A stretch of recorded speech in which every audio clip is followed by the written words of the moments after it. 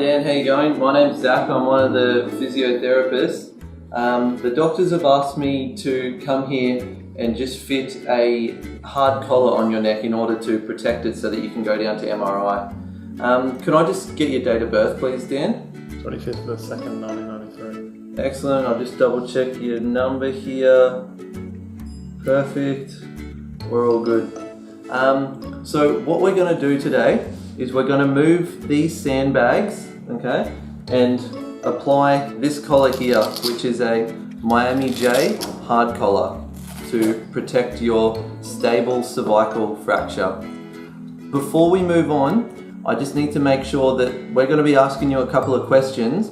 I need you just to vocalize it to me and don't move your head, just to ensure that your neck isn't moving. Does that sound good? Yep.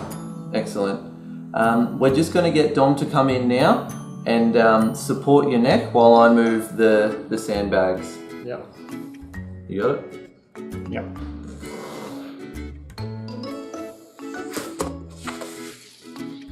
Rightio. So Dan, we just need to make sure you don't have any necklaces on and your earrings, don't have any earrings in. Excellent. And I just need to pull this back a little bit so that the collar is in contact with your skin rather than on your shirt. Dan, first things first, I'm gonna just test to see if the front plate fits nicely. There's 3 different sizes for this type of Miami J collar. We've got short and stout, regular and tall, all of which can be adjusted with these 2 tabs, sliding it up and down. Make sure you check that it's locked in afterwards.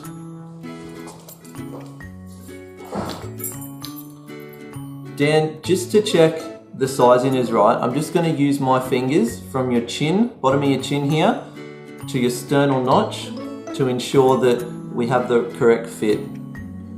So for me, that's about 7 of my fingers there. We'll just confirm with the brace.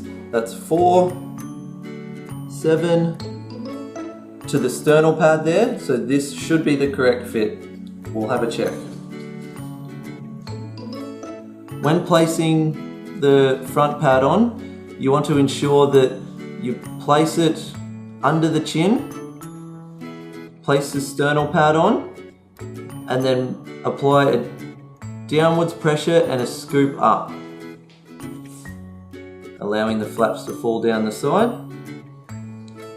It's also a good opportunity to check if there may be any pressure areas that Dan could be at risk from.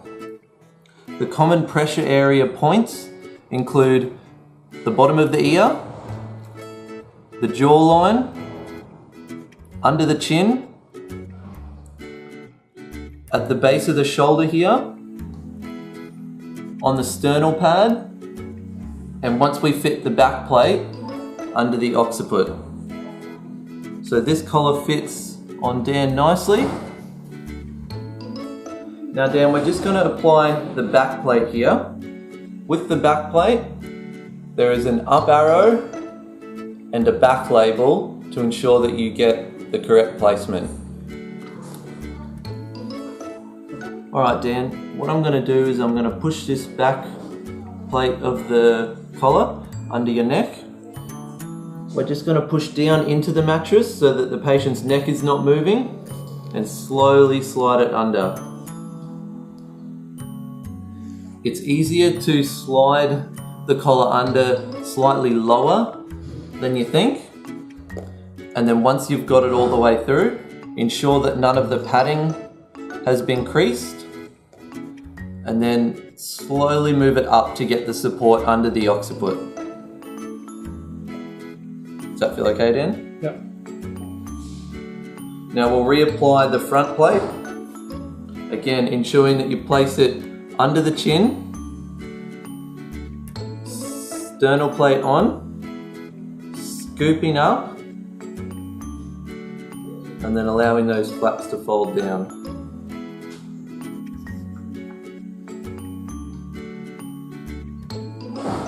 Now loosely apply the velcro tabs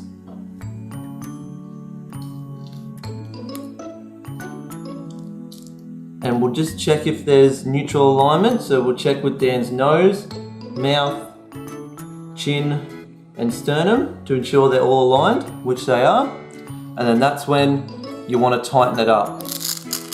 So ensure that it's quite firm pressure to support the patient's stable cervical fracture. We can also now check with the patient. Dan, how does that feel? Does it feel like it's pressing anywhere in particular? No, it's okay. Right. It's a good time now to also check just to see if there's any blanching skin or any areas that you think there might be some increased pressure. If there is increased pressure in certain areas, you can apply a Mepilex border or an Alleven or any other sort of pressure relieving bandages to ensure the patient does not develop a pressure area. It's also important to remind the nursing staff to make sure they're checking the patient's skin integrity and ensuring there's no pressure areas every shift. The physiotherapist should also be checking pressure areas once they see the patient every day. Once the collar is firmly fitted and you're happy with the position and everything like that, this is then when we would do a full neurological assessment of the patient to get a baseline, and then making sure that we do a full neurological assessment every time we see the patient to ensure that there has been no change in neurological status. And then we would move on to do any other sort of treatment with this patient.